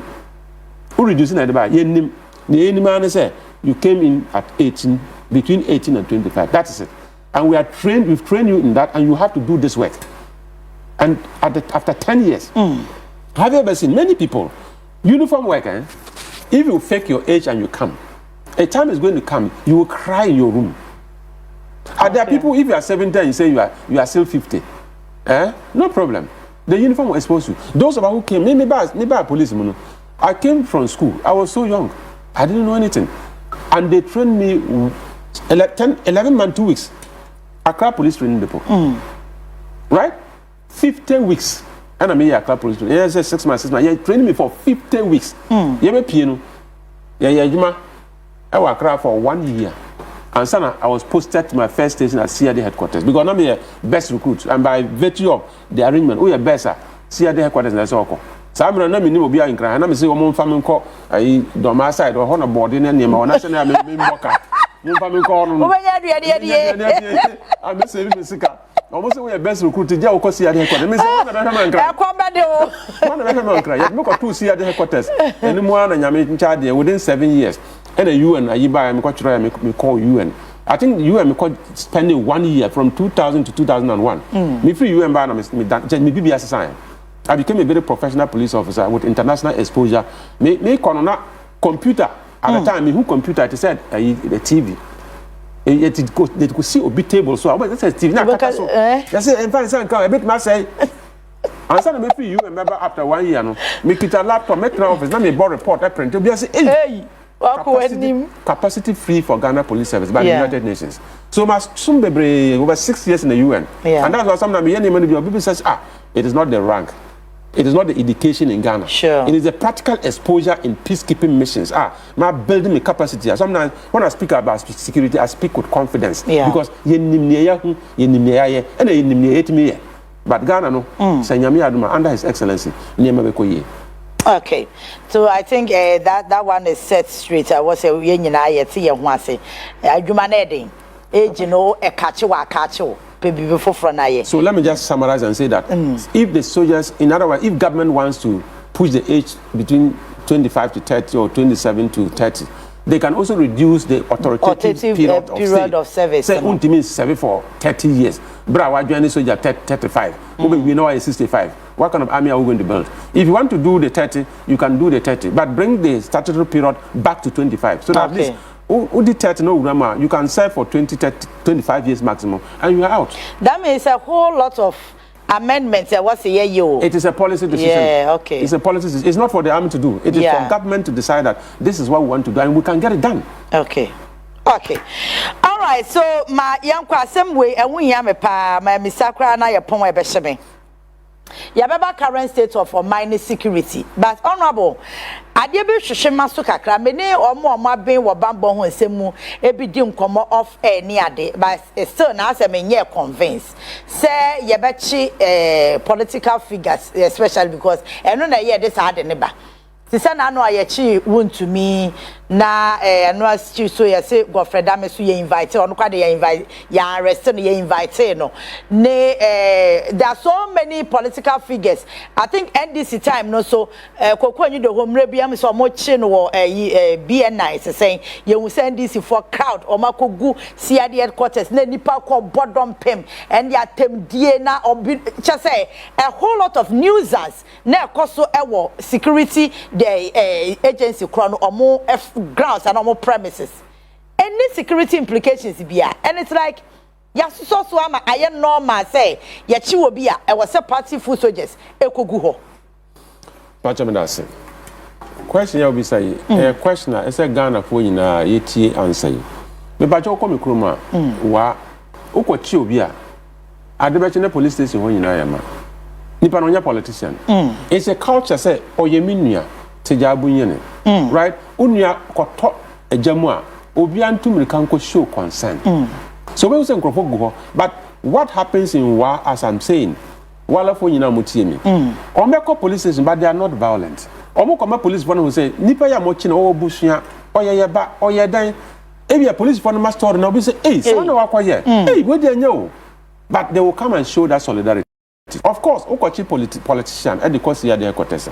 It is expected to say party for be show solidarity. Okay. But when you describe it as nuisance, say who could do police headquarters so, and also who could do CID headquarters so. Now what you want say ya chiu nipa nti obe to trust someone. For that one kasa ojina ho no obetima from at the point that ojina ho. Na do akoteka nipa no. And these days because of the power of artificial intelligence, una mo nyina drone air fly. Utiete ma o chase can person o de obini drone fly at ochina no will review all the videos. When the dust is settled, uti we dey na abecho. Because ne wakoye o hono no and fa kwan mu.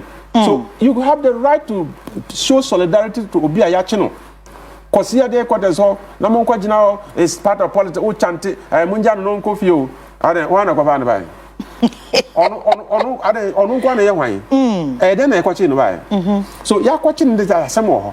At least nipa no mrano kire say chewa you are innocent until proven guilty by a court of competent jurisdiction, and you have the right to consult your lawyers. So Minia Godfrey Dame ko 70 lawyers na dina chiko. Yeah. 70 full strength omu dina chiko. E ba say the local court they will go and defend him, but you know what? the law is in the bosom of the judge. We na say honorable Godfrey Dame is guilty. He's guilty. Opi na ko appeal. Opo appeal na ye obetuma ko Supreme Court. Uwie kora obetuma ko for review. Ni nyina legal processes set out in the constitution to ensure that our rights are guaranteed. So oko gina na uye did na otiatiemu na ukobu obi a kanka na ukobu police ni. Politician na ukobu police ni. Na ya jail free. That thing should not happen. And I think that I support Honorable Muntaka the last time I listened to him say, omo kruma BBC na akwashi police station. Okwashi police station. The police station is a property of the state. And one castle second AGG, all the taxes that we call been a T and see police station mound. So one castle okwashi wa japa there, or say abine there. Because we don't understand abine. Abine you know abine, you know part of abine. So when you say we are part and go share abine japa because I was japa there. Yeah. But a basa, I think that Mekai Papa be an obedi IGP. Me am offer Peter Namfuri. May he so rest in peace. And I don't want yes, Oko Fima didn't see there, so if I know now and so Legana the second. Or on your baby, Daddy, may you so rest in peace. ABC and maybe I chumo, quite the Akotia story. In Kropoko police for Namfuri by no say, they beat police, so you are beating Ghana and you are a Ghanaian. Okay, Yanchiro say Ghana, Yanyasa. He bowed the teeth small, or he showed that, listen, you don't have any right to touch a police officer. There are rules and regulations. Go and report him. Let the system deal with the policeman. Yeah. Look, we talk about professional policing, right, or professional security, but we also talk about responsible citizenship. If you are training or Bokuna see me hear a video, you peer police need to form, that police need to too. Yeah. But mestre, security, there is something we call the buddy system. When the system is becoming tight for men and women in uniform, don't deploy one. At any point in time, there should be two officers together. A brand or backup. What they did, they will dare not do it. But unim, unkwana ukita tu, maybe ukita 30 rounds. Now what do you say? I'm supposed to protect life and property. If I press trigger, I can kill more than 10 people. But at the end of the day, say me bullets no sound. Me abe kumi. What sense does it make? My life is precious. So you just apply discretion, common sense. Say me ntutu no. Nyome mbia me ntutu no. But at the end of the day, I'm protecting my own life and I'm protecting their own life. But they don't know. They think that police knows. No. And yes, also he values the life of the people who are pushing him around. And he decided that no, I'll protect your life by not shooting. Yeah. But whatever you are doing to me, social media or watching out, and I'm sure that the police are on the hills to look for that gentleman and teach him a lesson. Say, next time, Obi Shatadia or represent Ghana, don't touch that person recklessly. If you do that, they will deal with you according to law.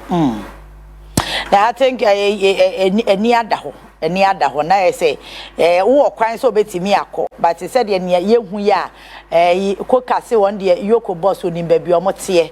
Obeka was there, Ube dear, the bay threatening the Yoko boss, and then I know CID headquarters. Now, boy, see Jinaho, young Kobebia, won't be catch. And the verbal assault, and then some cano. Yeah, some Ghana went in maybe a sekaka. No, sometimes agenda. And I who say, Obina can read me, I adore. Would you never be a chia or come away? I know because yeah, nearby more by check on breakfast or phone, crop on a soldier. I mean, are you on tramol or something? Exactly. How can you say that? Yeah. Over come breakfast or fast. Other soldier for they say, I end this one of yes, some more. Soldier for the my advert, for Ghana for. And we MPP no say, oh, yeah, come for Nebeko. Other MPP so Ghana forces. And I will end this armed forces. We have the Ghana Armed Forces. Ghana for. And I ever form. Now, in the past 8 years, yeah. I'm being honest. You see, I'm a vice chairman of the Defense and Interior Committee of Ghana's 9th Parliament. Yeah. But I'm telling everybody, in that committee, we think about Ghana, we don't think about party. Right? Of course, if we are in government and many of the young people who supported the party to come to power get the job as soldiers, as police officers, it's not because they are NDC. No, it's because they are qualified. Right? We are not politicizing all these security things. If we do that, we will destroy the system. So we enjoy Kasano. Because I am a practitioner, and I know how the system works. You want to change it and make sure that Ghana Armed Forces become a vibrant one, a fighting force. We can do that. Basa yes, my soldier for no more kono bar. We're not Ghana for no mudido matem no much I say bomusum. Yes, soldier for Kaya woo, or my idea, or my idea. Ye no mokoya idea. No, I don't know. But people are of the view say, Bibi etu post in here. I say, yeah, investigations, you know, yente. And not so the man as a Ghana for ya say, Bibia Koso. Typical example, because the last time I could be sa, is the Honorable Muntaka accountability series, you know. Is it Honorable Muntaka na Attorney General na mibisa na sasem no say Honorable Afenyo Market no ne police ni ne de na obo police ni na suma ewi akire no so ka story tintinti sasem no ase yenti biem enti ase cases like that no esisia na wonte hwe a na kwa te say nipa no kwa o report na because yan civilians no supposed for no timi de ye fa kwan bi so a ya dwen kire ye say o de ma me mo no ma me kwa report ne ba o report ni be wie no unya justice like who nya tentrene na kwa this asem no ya ne kataso memu aso because we post ni dia wo de nya hwe na afa wu civilian no ya bu atia ti ama enkobo be nya adwene bi say we de instant na me no mienu ya fa nyam wa ya because me report okure nkosewe. Don't you think say no so a hardin Minaba, you are right. You know something, sometimes in security circles police na ko yo bi ade nipa na ko report IGP ate or say professional standard bureau mo investigate some way. You are trained to serve. Okay. You are not trained to assault. We are after the friend nipa na ya assault na bra ba ya no na boy ya friend na omba. Ya di akire omba. O say police na bo. And ya refer case na ma professional standards bureau. Ya investigate case ya akase complain na ba confirm story no. O be friend na omba. I will not do the phone grandpa. But in Crova Moti, say I report the case. Obi abeka say, and I report the NC, and say police work asa, and then they want to get the results of the investigation. Okay. The complainer inside has lost interest. He's not because Abia Ghana and away you. Hey, I didn't know you say, hey, you bet me in a Jew. Says I own him ne papa. Ni papa na pastor so o papa o kra na papa kwa sorry. Hey, also for ban nka me anya me nkobie mo. Police will be there to the case now. But the image out there is not good because people want to get the results. Exactly. So the actions that the police have taken, what is it? If they don't get it, the public perception continues to be negative. So, report here, BBNC. But many of them, but they will tell you that BBNC complain and some fact they was case. Yeah. But that notwithstanding, at least the police have also done well. The soldiers they've done well. Immigration they've done well. Many of these things you will see the results out there. So be one of the results now, but if you are not assembly shall say. But I also encourage say BB shall communicate. Okay. Let the public know say case I am a complaint and is not exactly at least. Let the public know. No more say sometimes it's not the fault of the institution. It's the fault of the people who are pushing the agenda. At the end of the day, they just fall up and then frustrate the whole system. Okay. So you see, whatever it is, if you insult police, insult soldiers, and insult the security people and do all the things that when you are suffering insecurity, the same people you insult, you go call them. Can you imagine say police never was some traffic, what did not tell what change crack on be one ya pataso. Ya pata na wajai. Okwada na adwa see and robbers na bu gate. The same police. At least the last time we police in Libya. Now, me police force don't go away. Me na for me who police in here. Me bibi wa mham to me the mom. Enyo mo na sere me. Me anam the mom. The last time say police headquarters wo. Na nsuo to na me do an officers tu o mo gina nsuo no na ekwana flood e na traffic ache. Ah, me do na me so de kakra bia de wo de be hu ani mam ne wo nche. You know normal eboa ma omo so madwuma omo ye maye no omo fira kuma pamu de ye ba ko bi wo mu a eno no de in fact omo ne ye na ya na ehye da nkoyi ba ko bi ada no oni menya yi wo airport ho cars be 3 di machi na wo ade ya so green because me do na so red ne ye nyina ye gina ye ade so green cars be 3 na na di manim na me so be 3 di machi and na faith here me twa mu a akwa ni motor have chasing me some across red line na me say so you want to tell me say me nim green and red biem ai wo otiti bi so a wo didi ba omia ne akufado atara me say da ba me di na do atam say di tisu ana say di tisu so automatically na it say political you be aba be wura me ni I'm like wow so they are there I don't know a few ones among them it's not that many sister I wish that one day we share me call wa me to brodo exactly sure police barrier be imagine be and me observe here we want their professional me chuma na magina na my friend who is in charge no sergeant Charlie good job done good job you look sharp you look alert that is it maybe a number of people kakra monje and you normal some now be to me show me say akwa was obi ma me no took I will never introduce myself that last time fa bole bamboy kwano satan na security ya ba kwano so am robbers ni ade and every 10 minutes drive we see a police barrier obi asend message say man come into me free I say me kan cha his excellent president mama say kwano wenchi to one kwano and ye de be bonyum kra ma no eno de ampa o de be bonyum mama no and de no kre anapa bi be bo wenchi bamboy wa wenchi bamboy aya sebo e kwano nye do bola na agina na fi ho ni aya we bia ni aya dede no mo ho nkrofo say bola mama ka cha president John Dramani Mahama. Okay, all right. So, honorable, in 2 minutes, wrapping up, Mami, Ghana's currently your security to say. Thank you very much. I think that so far so good. So, your car security arrangement, I think that is green.